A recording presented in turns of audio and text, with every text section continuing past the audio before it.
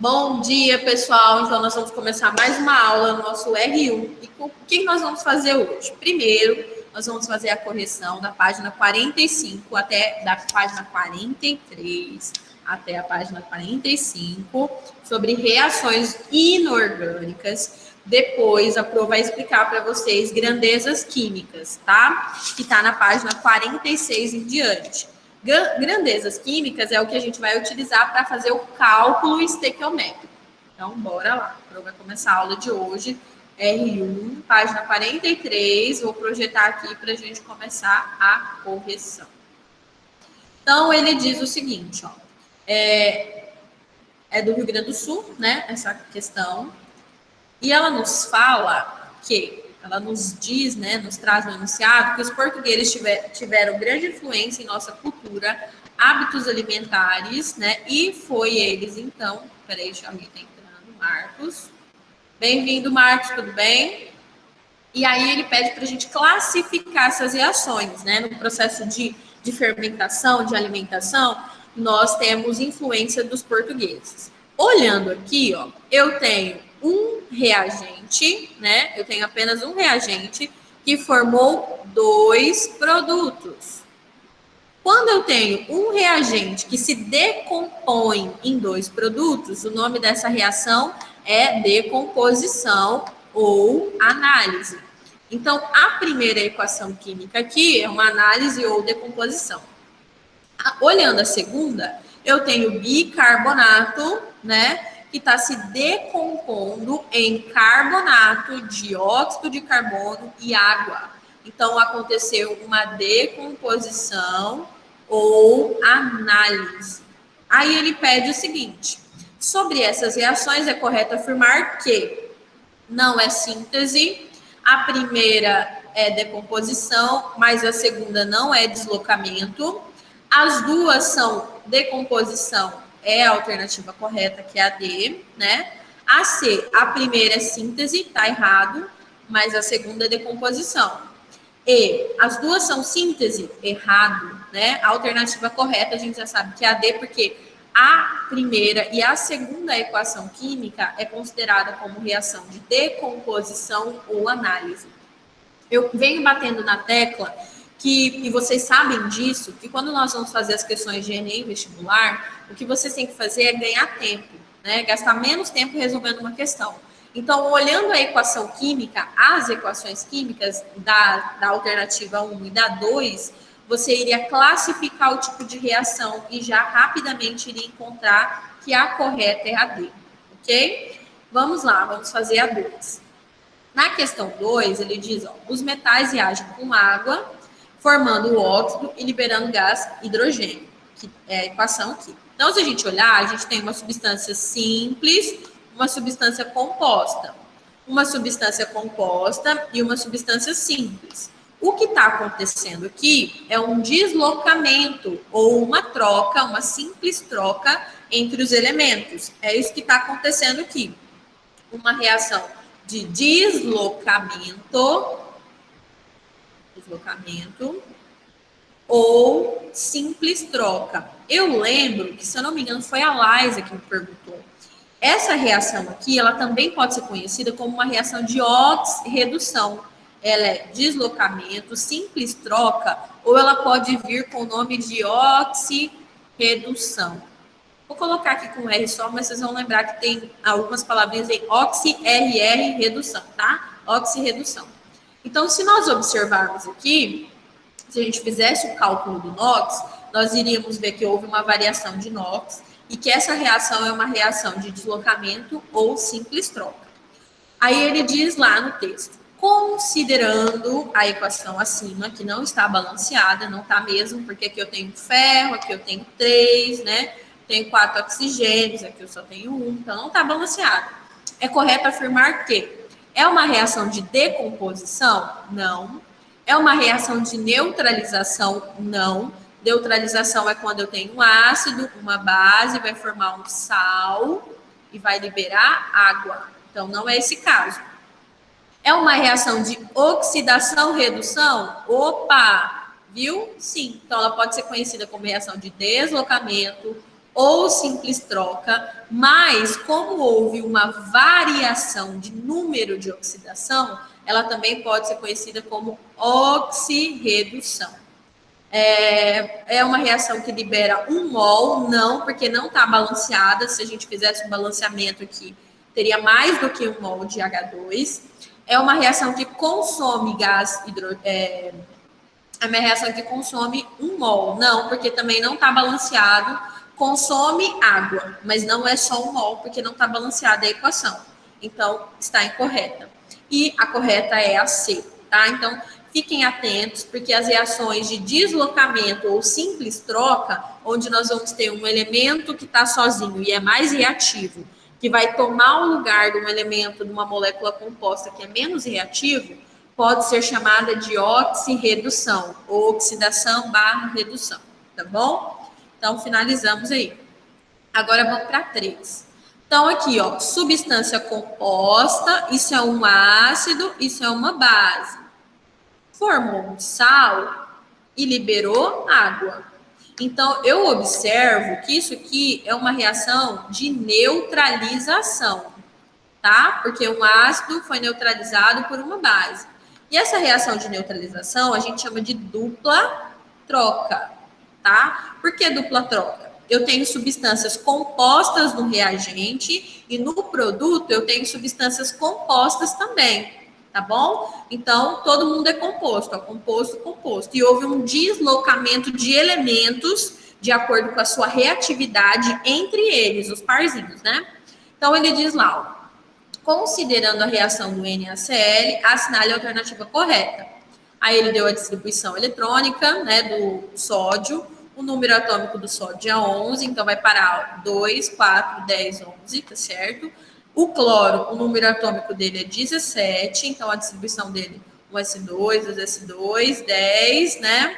3s2, 12, 3p5, 17.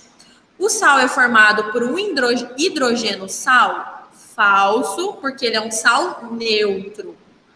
A reação é formada por um sal do tipo de decomposição? Não, a reação dele é uma reação de dupla troca. A ligação intramolecular do NaCl é uma ligação iônica? Sim, é uma ligação iônica. Ligação iônica é onde eu tenho metal mais ametal. Se vocês observarem, o sódio, né, é um metal. O cloro é um ametal. Então, é uma ligação do tipo iônica. A C tá certa, tá? O NOx do cloro é mais 5? Não. Se eu calcular o NOx do cloro aqui, na molécula, o sódio é mais 1, o cloro, então, tem que ser menos 1. Tá errado? É incorreto essa afirmativa. O NaCl é formado por uma reação de neutralização parcial. Falso, é uma neutralização total, porque o sal, esse sal aqui, ó, é um ácido forte que nós temos, que é o HCl, que está reagindo com uma base forte.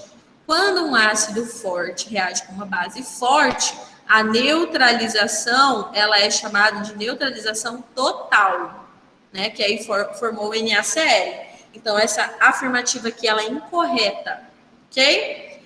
Logo, a alternativa certa é a C. Vamos lá para a próxima, questão 4, IMED, Rio Grande do Sul. Ele pede para a gente marcar se é verdadeira ou falsa. Então, nós temos aqui uma reação de síntese ou adição. Por que essa reação é de síntese ou de adição? Porque eu tenho dois reagentes separados, né, que estão reagindo, ó, que redundância, né? Eu tenho dois reagentes que vão formar um único produto. Então, a esta equação química obedece à conservação de massas? Sim, porque ela está balanceada, verdadeiro. Ó, tem um cálcio, dois hidrogênios, um oxigênio, ou dois oxigênios. Então, ela segue a conservação de massas, beleza? O produto entre o óxido de cálcio e a água é um ácido de arênios? Não, é uma base. Então, isso aqui é falso. O coeficiente que balanceia corretamente É 1 e 1. Quando não tem nada aqui é 1, quando não tem nada é 1, quando não tem nada é 1. Verdadeiro. A presença de ácido base fenolftaleína. Fenolftaleína é um indicador se essa solução é um ácido ou se essa solução é uma base. Como que a fenolftaleína funciona? É assim, quando a fenolftaleína é pingada em ácido, ela fica incolor, ok? Agora, quando a fenolftaleína ela é aplicada sobre uma base, quando eu pingo gotinhas de fenolftaleína em uma base, uma solução em um hidróxido, ela fica de rosa até chegar a um roxo. Ela fica de rosa a roxo, tá? Nessa variação ali. Então, ó, na presença de indicador ácido base, o hidróxido de cálcio fica numa coloração rosa. Sim, verdadeiro, tá bom? Fenolftaleína é um indicador incolor, ele é transparente. Quando eu pingo fenolftaleína em um ácido, ele vai permanecer incolor, vai continuar transparente a solução. Quando eu pingo fenolftaleína, que é uma solução incolor, em uma base, ela fica rosa. A reação representada acima é uma reação de decomposição? Não, é uma reação de síntese ou adição, né? Já coloquei aqui em cima. Essa reação é uma reação de síntese ou adição. Logo, a alternativa correta, então, é a E. Beleza? Vocês estão tão quietinhos? Tá tudo certo? Tudo certo. Por aqui sim. Beleza, então. Ainda por enquanto. Tá gostosinho, né? O conteúdo ainda. Seguindo, com base na reatividade, ele deu a fila de reatividade, então aqui nós temos elementos da família 1A, alumínio, que é da 3A, o hidrogênio, metais nobres. Tô sem microfone. Beleza, Iago, não tem problema não, só escreve aí que a gente vai respondendo, se você tiver alguma dúvida ou quiser falar alguma coisa, tá bom? Com base na reatividade, ele quer saber quais são as afirmativas corretas de acordo com a equação 1 e 2. Na equação 1, forma-se um metal, um sal inorgânico. Sim, ó, porque quando eu reagir NaOH com ácido, eu tenho um ácido forte, uma base forte. Vai formar o Na2SO4 e vai liberar H2O. Eu vou ter que balancear isso, né? Eu tenho 2, eu tenho que balancear, vai ficar 2H2O. Vou ter que colocar 2 aqui, e aí eu vou ter que colocar 2 aqui. Vai formar um sal inorgânico. Certíssimo. Então, a 1 tá certo. Agora, entre alumínio, né, ó, eu vou olhar a reatividade. Alumínio e hidrogênio, né? É possível acontecer reação química entre o alumínio? Sim, ele vai ficar assim, ó. Não, peraí. Deixa eu fazer separado. Vou fazer aqui do ladinho, depois a gente vê. O alumínio, ele é mais 3. O cloro, o número de oxidação dele é menos 1. Então, vai ficar AlCl3. Então, vai ficar AlCl3 mais H2O. Na verdade, vai ser H2, gás hidrogênio. Porque não tem o oxigênio sobrando aqui. Vai ser gás hidrogênio. Agora, a gente confere aqui o balanceamento. Nós vamos ter que deixar essa equação balanceada. Vou colocar de pretinho aqui. Então, 2 vezes 3, 6. 2 vezes 6, 6. Aí eu vou ter que colocar o 2 aqui. E aqui a gente coloca 3 vezes... Cadê? O cloro tem 6. O hidrogênio... Aí aqui a gente vai ter que colocar a mesma coisa, 6, né? E aqui eu coloco 3. Aí fechou. Ficou balanceada a equação. Mas vamos lá. Na equação 2, acontece liberação de gás hidrogênio? Sim, ó, gás hidrogênio. Ok? Não é NaSO4 e não é Al2. A gente observou que o sal formado na equação 1 é o Na2SO4 e o sal formado é o AlCl3. Então, tá errada. A equação 1 balanceada, verifica-se 2 moléculas de água. Sim, ó, 2 moléculas de água. Tá? A equação sempre tem que estar balanceada. Então, Então, tá correto. A somatória é igual a 11. Beleza? A 6, que é 10p7. O ácido clorídrico reage com alguns metais. Ao reagir com magnésio, torna-se um produto inflamável, explosivo e um sal. O nome desses produtos são... Então, ó, vamos fazer a reação química. Eu tenho ácido clorídrico, que vai reagir com magnésio metálico. Vai produzir o MgCl2 e o gás hidrogênio, que é explosivo, né? Então, o nome é gás hidrogênio. E como isso daqui, ó, era hídrico, quando o ácido termina em hídrico, vai mudar para eto, cloreto de magnésio. Então, como a terminação do ácido era hídrico, ele vai mudar para eto, cloreto de magnésio. A alternativa correta é a D. 7. As fórmulas corretas de um ácido e base para a neutralização produzem FePO4, além de água, respectivamente, né? Então, ele quer saber aqui quem que a gente tem antes para produzir esse sal, quem são os elementos que eu tenho antes. Então, nós temos que reescrever a equação. A gente tem o FePO4 e nós temos água, isso no produto. Mas ele está querendo descobrir quem são os nossos reagentes. Então, eu sei que tem que ter um ácido aqui e tem que ter uma base, né? Para mim ter um ácido com PO4, quem tem o ânion PO4 é o ácido fosfórico, tá? O ácido fosfórico, H3PO4. E aí, agora eu vou ver o ferro. O ferro é o seguinte, ele tem 2 números de oxidação. Como que eu vou explicar para simplificar? O PO4, o ânion dele é -3. Então, significa que aqui foi simplificado. Aqui deu 3 e 3. Como era igual, eles cortaram. Logo, se eles cortaram porque eram iguais, então o ácido dele, a base, perdão, tem que ser FeOH3. 3 vai ser o número do cátion aqui do ferro, número de oxidação dele. Tá? Porque quando o sal aparece assim, significa que foi simplificado. Quando os números de oxidação são semelhantes, né, ou são múltiplos, a gente tem a regrinha que tem que simplificar. E foi o que aconteceu. Então, aqui a alternativa correta é a B. Ok? Questão 8, ele fala que o bicarbonato é utilizado como fermento, né? Então, aqui a gente tem o bicarbonato, mais o outro composto, o dihidrogenado aqui de cálcio, fosfato dihidrogenado, que vai produzir. Aí ele quer saber qual vai ser a reação aqui. Então, vou formar a reação desse lugar, depois a gente marca a alternativa certa do outro lado. Nesse caso aqui, né, nós vamos formar, o que vai acontecer é uma liberação de dióxido de carbono, deixa eu ver se ele já está em ordem já. Falta, na verdade, falta a gente balancear, né? Qual a correspondência entre os elementos químicos. Então, primeiro a gente tem que formar a reação química, para depois, vou voltar lá na outra página, para ficar melhor para a gente olhar.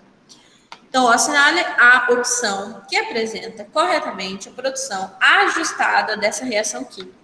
O cálcio vai se ligar com o fosfato. Ó. Cálcio, o número de oxidação dele é mais 2. O fosfato é -3. Então, vai ficar Ca3PO4, 2. Aqui, ó, Ca3PO4, 2. Mais o sódio é +1. Tá? O fosfato, de novo, é -3. Só que eu tenho que lembrar que tem um hidrogênio no meio aqui. Então, vai ficar assim, ó. Vai diminuir o número de oxidação, porque já vai ter o sódio, vai ter o hidrogênio. Então, iria vir o 3 para cá, mas como já tem o hidrogênio aqui, vai ficar 2, né? HPO4. Só que nós vamos ter que balancear essa equação, mas vamos balanceá-la depois. Vai liberar dióxido de carbono, CO2, né? E vai liberar água, molécula de água, para hidratar. Por último, a gente faz o balanceamento. Então, a alternativa correta aqui vai ser a alternativa D, porque eles vão formar os sais de acordo com as regrinhas de compostos iônicos. Compostos iônicos, troca de cargas opostas, tá? Então, foi isso que está acontecendo, está rolando aqui nessa equação aqui. Troca de cargas opostas. Na 9, é para a gente relacionar os fenômenos químicos, né? Os fenômenos que acontecem com a coluna A com a coluna B. Vou fazer de vermelho. Então, ele diz lá, formação de um precipitado. Quem forma um precipitado, esse daqui é um sal insolúvel. Esse é um sal solúvel. Então, esse é solúvel, esse é insolúvel.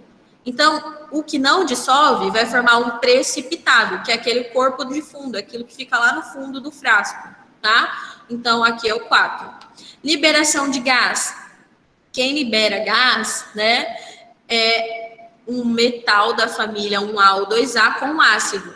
Acontece liberação de gás. Então, aqui a gente tem um metal da 2A com um ácido, a reação vai liberar gás hidrogênio, tá bom? Que é altamente explosivo em contato com oxigênio.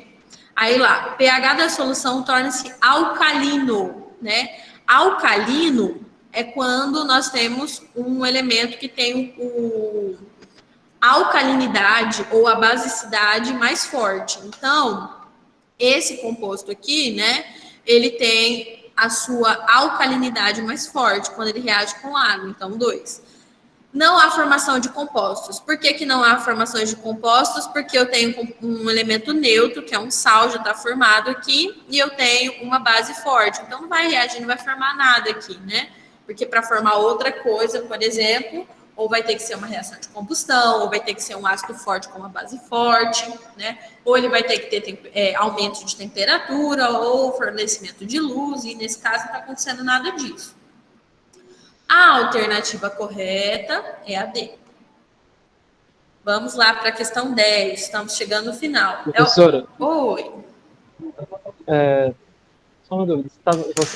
A sua intenção é você aparecer ou compartilhar a tela para aparecer a apostila também? Por que parou de compartilhar a tela?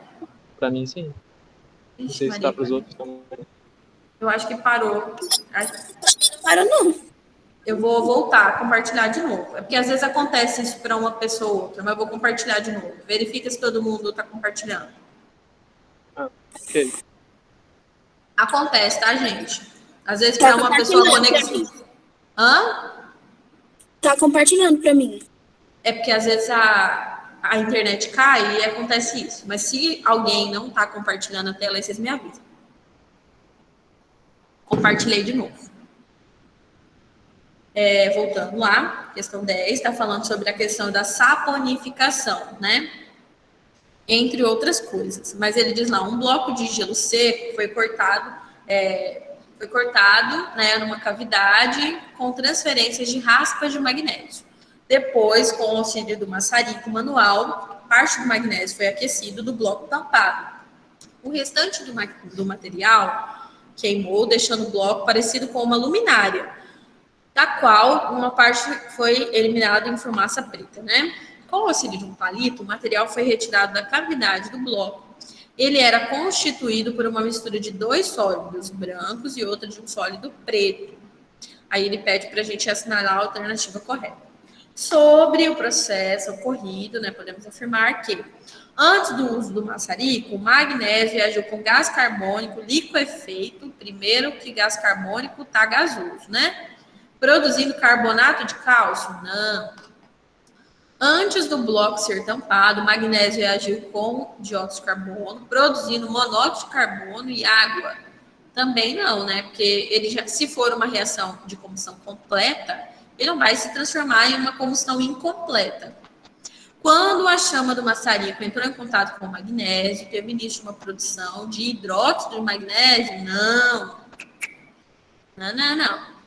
Após o bloco ser tampado, o magnésio reagiu, sublimando, passando de sólido direto para gás, produzindo o óxido de magnésio, sim, o Mg com oxigênio, e carbono sólido, que é o produto branquinho que sobrou lá, né?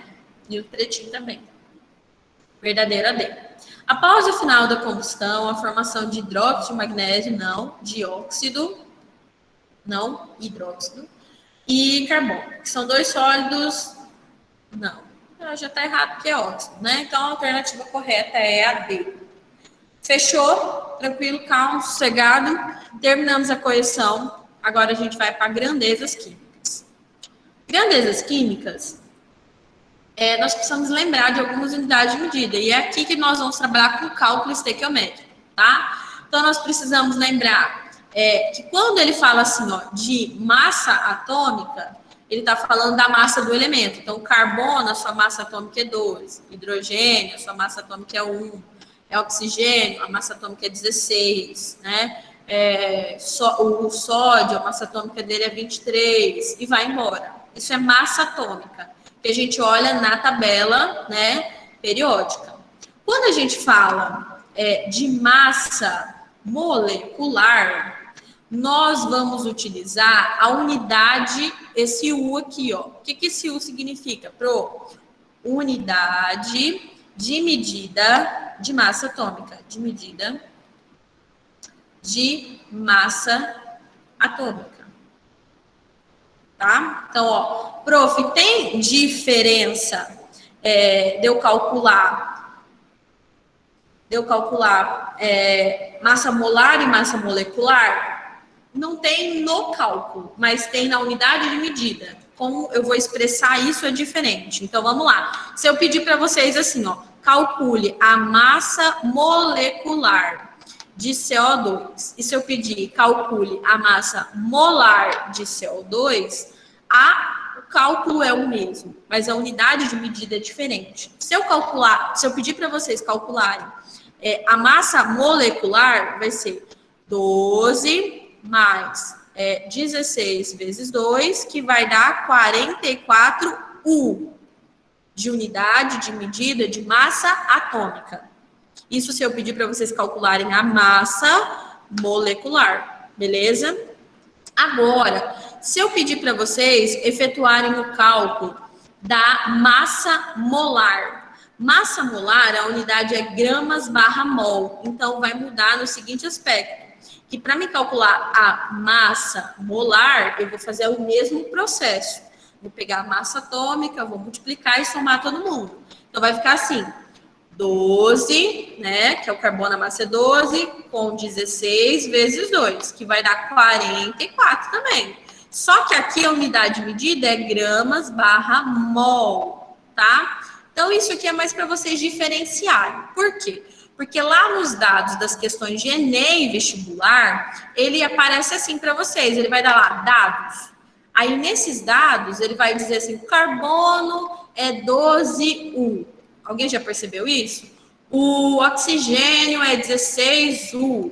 Esse U vem de unidade de medida de massa atômica, tá? Convencionado pela IUPAC. Só isso, ok? Então, essa parte inicial aí, eu sei que vocês tiram de letra.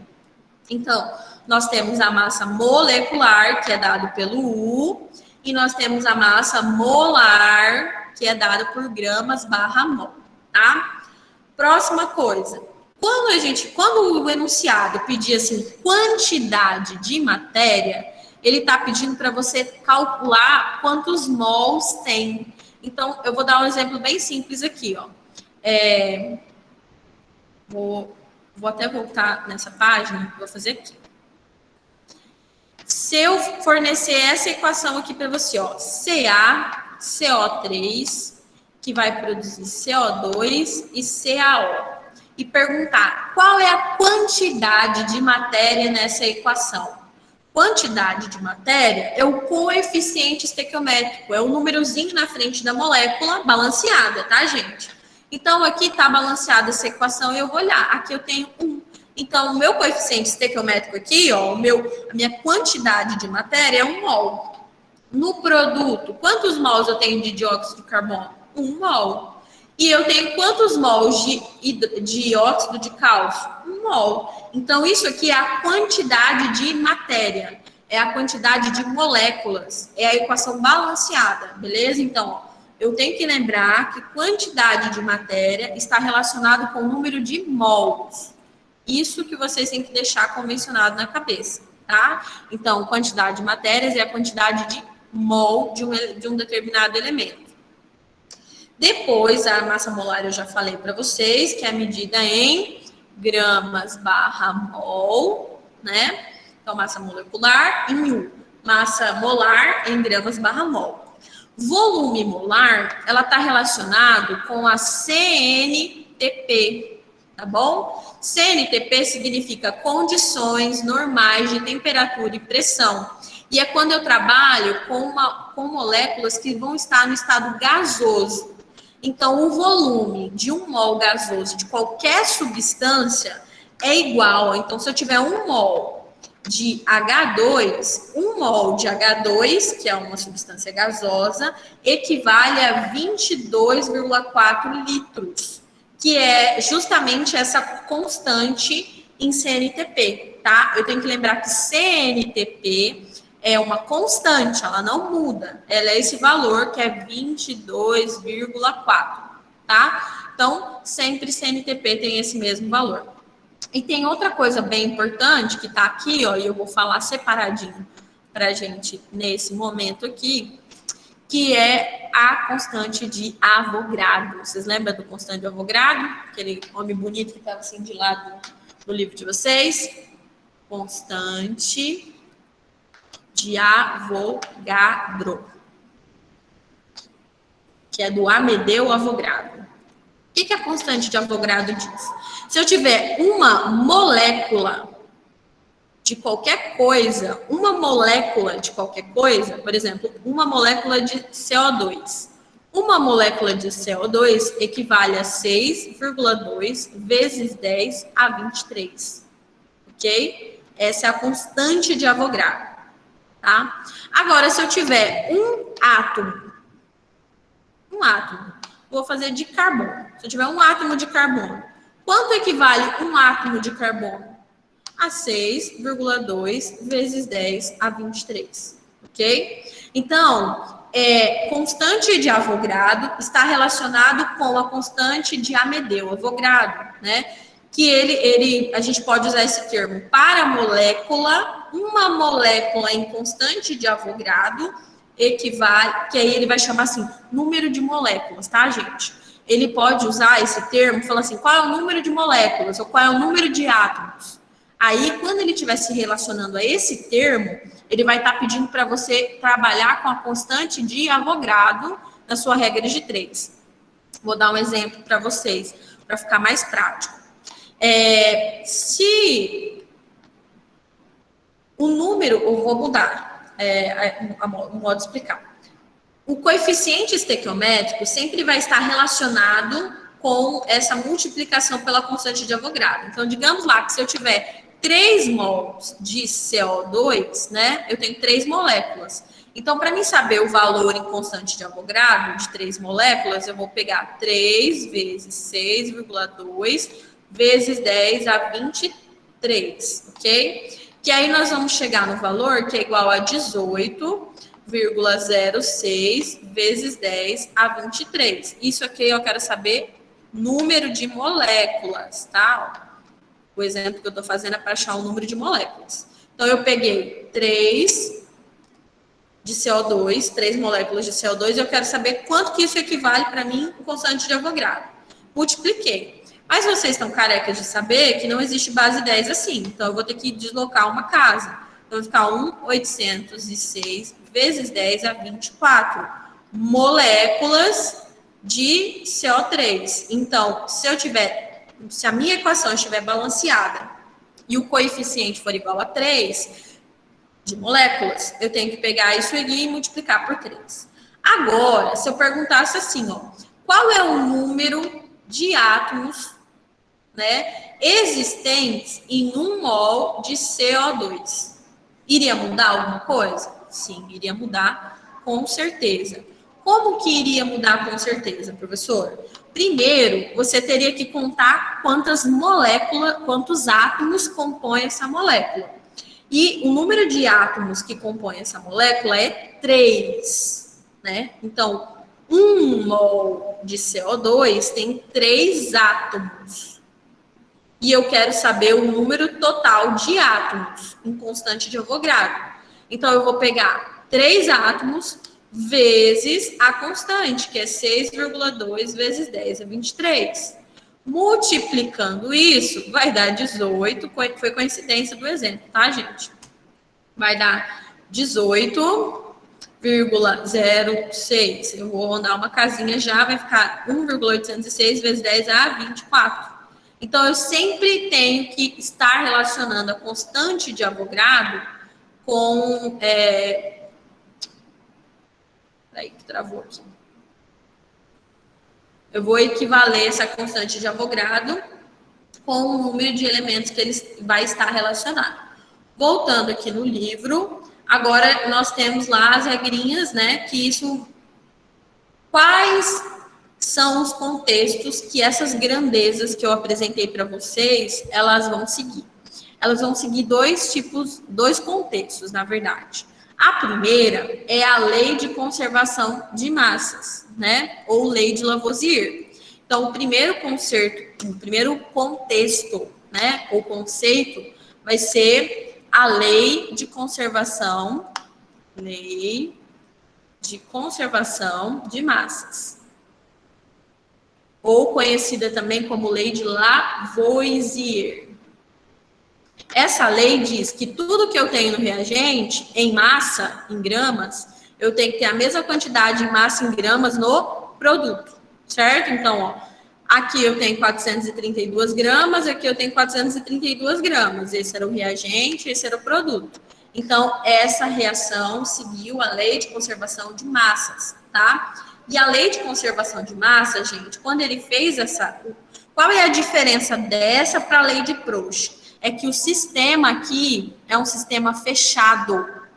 Por quê, professora, tem que ser um sistema fechado? Porque se eu tiver um gás, o gás vai ser expandido no espaço se ele estiver aberto. Então, quando o Lavoisier ele propôs a lei de conservação de massas, essa lei de conservação de massas, ela é realizada em sistema fechado. Se tiver em sistema aberto, não tem como aplicar, porque se tiver substâncias gasosas, essas substâncias gasosas serão expandidas, serão dispersadas no ambiente. A lei de Proust, ou lei de proporções definidas, ela não necessariamente tem que seguir esse quesito de estar em sistema fechado, tá? Mas a lei de Proust, ela serve quando eu vou aumentar ou eu vou diminuir proporcionalmente uma reação química. É só eu pensar em uma receita de bolo. Quando eu vou fazer uma receita de bolo, ou de pão de queijo, por exemplo, vou fazer uma receita de pão de queijo e a receita diz que aquela proporção que ele deu a receita vai produzir 30 pães, tá? Só que eu quero produzir 120, eu não quero produzir 30, eu quero produzir 120. Então, para mim produzir exatamente essa quantidade teórica que a receita propõe para mim, o que eu tenho que fazer? Eu tenho que aumentar a receita proporcionalmente todos os ingredientes. Por quê? Se eu colocar um elemento diferenciado, a mais ou a menos, já não vai dar a quantidade que eu quero, que é 120 pães, né?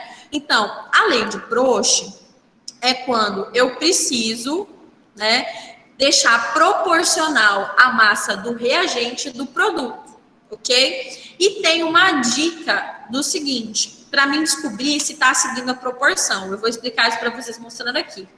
Eu quero ver se está seguindo a proporção dos produtos e dos reagentes. Então, eu vou começar explicando pelo produto.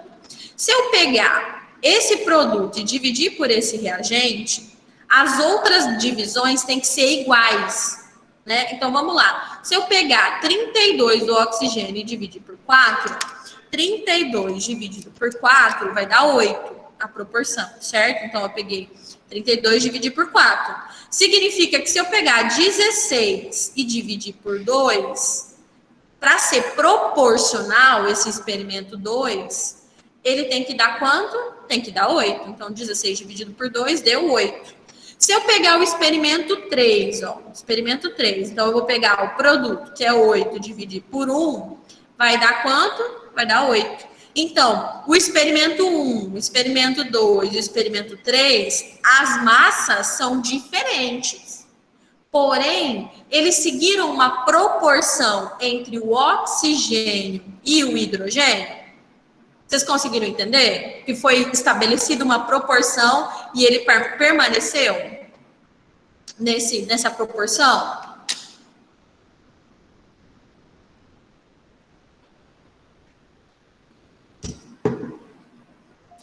Aí, conseguiram? Todo mundo? Então, a dica é essa, gente. Vou fazer questões que envolvem lei de Proust, é só vocês pegarem isso. Ah, professora, mas agora, quem tem dois ou mais, tá? Quem tem dois elementos é o reagente, não é o produto. Como que eu vou fazer? A mesma coisa. Você vai pegar o último reagente e dividir pelo primeiro. Vai dar uma proporção. Você vai experimentar, você vai fazer a mesma coisa, a mesma divisão na linha de baixo. Tem que dar a mesma proporção. Todas as divisões que vocês fizerem entre o reagente e o reagente 2 e o 1, tem que dar a mesma proporção. Se a proporção for diferente, eles não seguiram a lei de Proust, tá? Que é a lei de proporção de massas. Outra coisa que eu quero falar para vocês é o seguinte, professora, mas quando que eu vou usar a lei de Lavoisier e quando que eu vou usar a lei de Proust? A lei de Lavoisier, ela é uma lei mais simplificada. Então, por exemplo, quando está faltando só um elemento, se ele te deu os dois reagentes já em massa e ele quer saber só a massa do produto. Então, é só você somar as proporções e dizer que no produto tem que ter tal valor. Agora, a lei de Proust, ela é mais complexa um pouquinho. Ou eu vou precisar de duas incógnitas ou mais. Né? Eu vou precisar saber a proporção de dois reagentes, ou de um reagente e um produto. Então, ela é um pouquinho mais complexa, tá? No caso da lei de Proust, ela é mais simplificada. Normalmente, eu vou encontrar um dos elementos e o outro eu posso encontrar mais do que um elemento. Então, essa é a diferença aí de quando eu vou usar um e quando eu vou usar outro. Bora lá. Seguindo aqui na página 48, né, que a gente já entendeu os conceitos básicos da lei de Proust, lei de Lavoisier e as grandezas químicas que a gente vai trabalhar. Então, agora nós vamos falar do cálculo estequiométrico, né? E existem umas dicas básicas para vocês realizarem o cálculo estequiométrico, que é cobrado muitíssimo em vestibulares e Enem, tá bom? Primeira coisa é verificar, né? Eu sempre falo que a primeira coisa é verificar se a equação ela está balanceada, né? Verificar o balanceamento, tá? Primeira coisa que você vai fazer é verificar o balanceamento. Qual é a segunda coisa que você vai fazer, né? Verificar a proporção estequiométrica, né? Que o elemento está falando. Normalmente aqui, digamos que ele diz que o gás hidrogênio reagiu com o oxigênio produzindo água. Qual é a quantidade em massa de gás hidrogênio para produzir 20 gramas de água? Então, nessa sua regra de 3, ele está falando que você vai ter que equacionar o gás hidrogênio com a água, né? Você não vai precisar fazer nada com o oxigênio aqui, nesse exemplo que eu dei. Então, você vai ter que olhar a proporção entre o gás hidrogênio e a água, isso já na molécula balanceada. Então, você vai ter que olhar a proporção estequiométrica dos elementos citados no enunciado da questão. E aí, você vai ter que olhar, por exemplo, eu pedi, no exemplo, eu disse que eu queria em massa, mas para mim achar o valor da massa, eu vou ter que verificar quantos mols eu tenho. Então, eu tenho 2 mols de H2 e aqui eu tenho 2 mols de H2O, de água. Eu vou ter que achar a massa em gramas, então, de 2 mols de gás hidrogênio. Eu vou ter que achar a massa em gramas de 2 mols de água, tá? Então, eu tenho que olhar a proporção estequiométrica entre os elementos citados no enunciado. A terceira parte é relacionar e transformar as unidades de medida. Então, presta atenção. Às vezes, nessa aqui, terceira, eu vou ter regras de 3 onde eu vou utilizar, por exemplo, o primeiro elemento em mol e o outro elemento aqui em massa, né? Pode ter regra de 3 que vai ser assim. Tem regra de 3 que eu vou usar o primeiro elemento em mol e o segundo elemento em mol. Tem regra de 3 que eu vou usar mol por CNTP, por volume molar, tá? Tem regra de 3 que eu vou usar mol por constante de Avogadro. por constante de Avogadro. Então, o que eu tenho que prestar atenção... Aí, outra coisa, tem regra de 3 mais simples, que eu vou usar tudo massa. Eu vou usar massa por massa. Eu vou achar a massa de um elemento aqui, do outro elemento, e aí ele dá outra massa em gramas, e eu acho X. Então, não existe um padrão para falar assim, sempre vai ser assim e assado. Não. Mas eu tenho que sempre relacionar a quantidade de matéria e transformar para a unidade de medida que o enunciado está me pedindo. Então, se o enunciado está me pedindo mol para massa em gramas, eu vou transformar em mol para massa em gramas. Se ele está pedindo mol para mol, eu vou montar mol para mol. Se ele está pedindo mol para CNTP, né, que é o volume molar, eu vou deixar mol para CNTP. Se ele está pedindo mol para a constante de Avogadro, né, e então eu vou fazer o que ele está me pedindo, tá bom? Aí depois, isso são as dicas, as regras fundamentais, né? Mas depois dessas regras fundamentais aqui, a gente vem reagente em excesso e reagente limitante. Pensa no seguinte, toda reação química, quando que eu vou usar reagente em excesso, prof? E reagente limitante. Reagente em excesso e limitante, ele vai fornecer para vocês 2 reagentes. Com certeza, né? 2 reagentes. Só que um desses reagentes está dentro da quantidade que ele vai reagir totalmente. Então, eu vou colocar aquele reagente, ele vai reagir totalmente, vai formar meu produto. O outro está em excesso. Ele vai reagir até um determinado ponto, vai parar de reagir e o restante vai sobrar. Ele vai ficar sobrando, né? Então, o reagente em excesso é aquele que sobra, né? Vai sobrar. E agente limitante é o que está dentro do limite, né? É como se fosse uma solução saturada. Solução saturada é exatamente aquilo que ele ia reagir. Quando eu vou usar as regras de 3, para mim é sempre importante eu encontrar o meu reagente limitante. Quem está dentro do limite, tá? Vou dar um exemplo bem simples, ó. Para mim reagir água...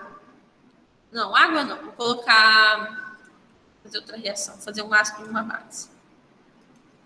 Para mim reagir HCl com NaOH... A proporção ideal aqui para produzir o NaCl, ó, vou fazer esse exemplo, que vai ser um exemplo bem simples.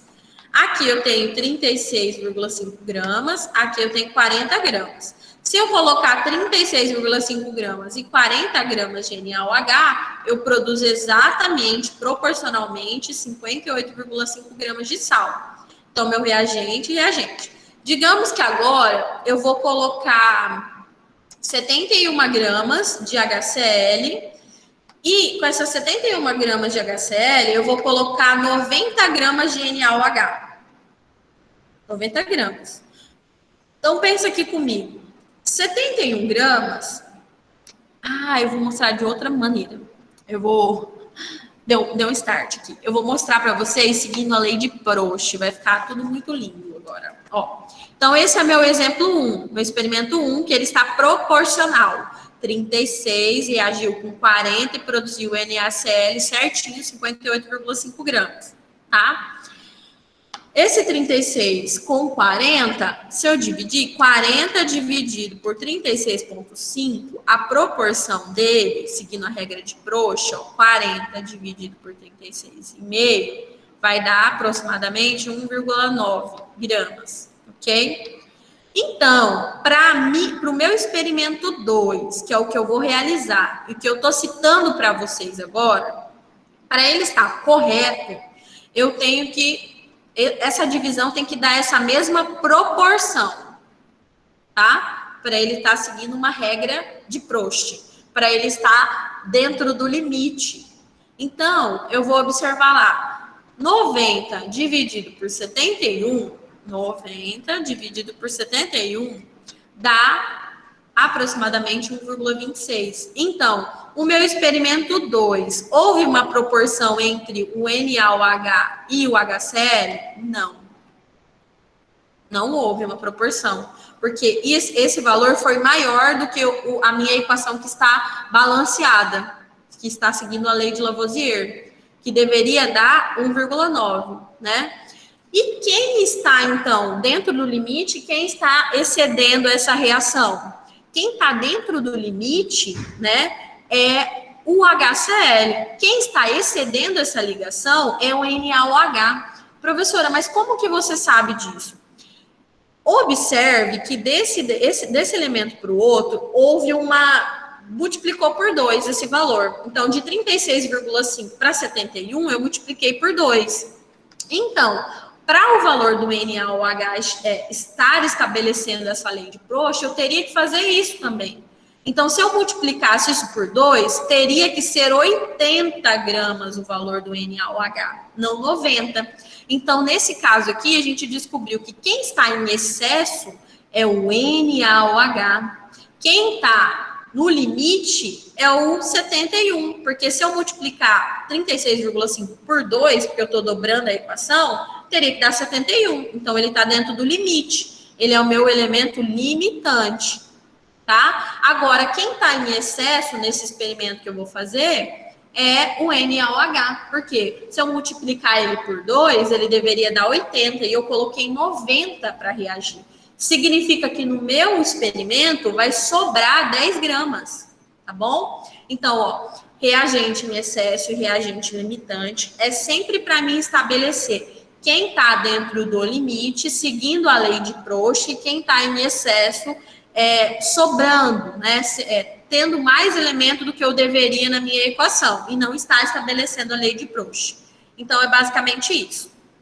Pureza, né, para a gente estar finalizando aí, é quando todos os elementos da natureza, quando a gente encontra ele na natureza, ele tem um grau X de pureza. Mas junto com essa pureza, eu tenho rejeitos, eu tenho coisas que fazem com que esse composto seja impuro.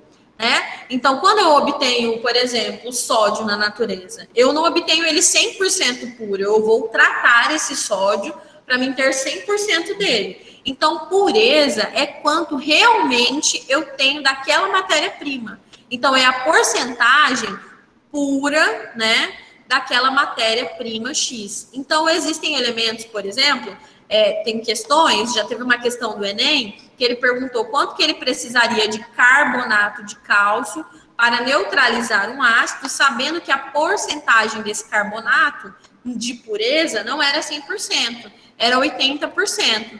Então, sempre que eu estiver trabalhando com regra de 3 pedindo a pureza, ele vai trabalhar com a porcentagem. E significa que aquela determinada matéria-prima não é totalmente pura, ela só é aquele percentual puro, o restante é impurezas, tá bom? E depois a gente tem a questão do rendimento. É a mesma coisa. Quando eu dei um exemplo para vocês lá do pão de queijo, eu disse que o pão de queijo, a receita, hipoteticamente, dá para produzir 30 pães. Né? Então, esse 30 pães é o valor teórico, tá bom? Dessa produção de pão de queijo. Só que quando eu vou fazer uma reação química, tem N fatores. Às vezes, essa reação química ela está em um sistema aberto. Se ela estiver em um sistema aberto e eu obter um produto gasoso, eu vou perder esse gás para o sistema. O que vai acontecer? Eu posso, no final, não ter exatamente aquela massa do início, porque eu estou perdendo gás. Então, o rendimento teórico é o rendimento que eu encontro hipoteticamente 100% naquela receita, naquele experimento. Então, quando eu vou realizar um experimento, eu espero encontrar 100% daquele resultado.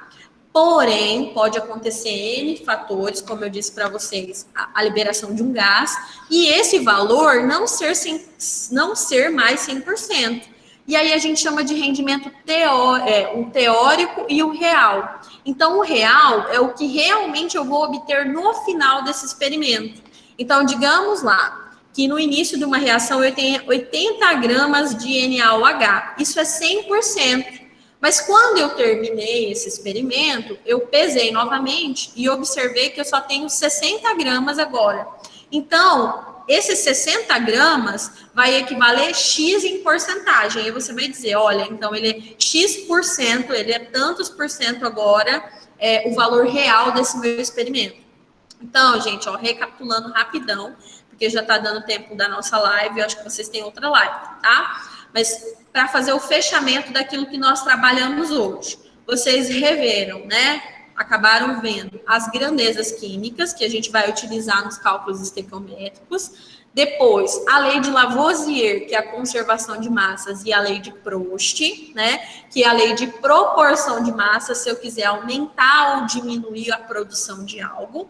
E como que eu vou fazer essa regra de 3? Eu posso fazer essas regrinhas de 3 para encontrar o reagente limitante e excesso, e aí eu vou trabalhar com os dois reagentes da minha equação química. Vocês vão poder utilizar a questão do rendimento da reação, né? Quantos por cento realmente essa reação vai gerar um produto para mim? 80, 90, 70, 50, tem reações que são baixas. Por exemplo, para produzir a bauxita, né, a partir da bauxita produzir alumínio, é uma produção baixíssima, gasta-se muita energia elétrica, né, tem um elevado custo, e a porcentagem que a gente obtém de alumínio, que é o elemento puro, é em torno de 60%. Então, é baixo, né, pelo custo que você vai gerar isso daí. E pureza. Pureza é quantos por cento eu tenho realmente daquela matéria-prima, né? E essa pureza, eu sempre tenho que iniciar essa minha regra de 3 descobrindo quanto em massa eu tenho, né? Ou quanto em mols realmente eu tenho daquele elemento puro, ok? Gente, ó, vocês têm atividade do R1 para enviar. Semana que vem nós vamos ter live na terça-feira, às 9 horas. Eu aguardo vocês. Beijão, até a próxima aula. Tchau, tchau.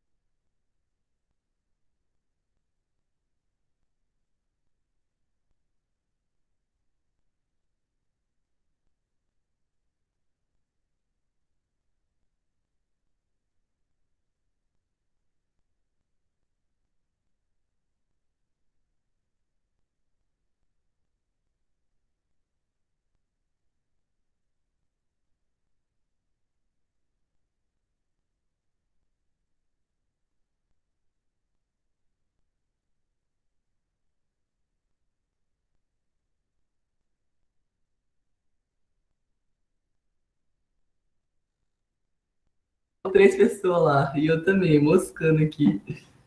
E aí, gente, vamos acordar?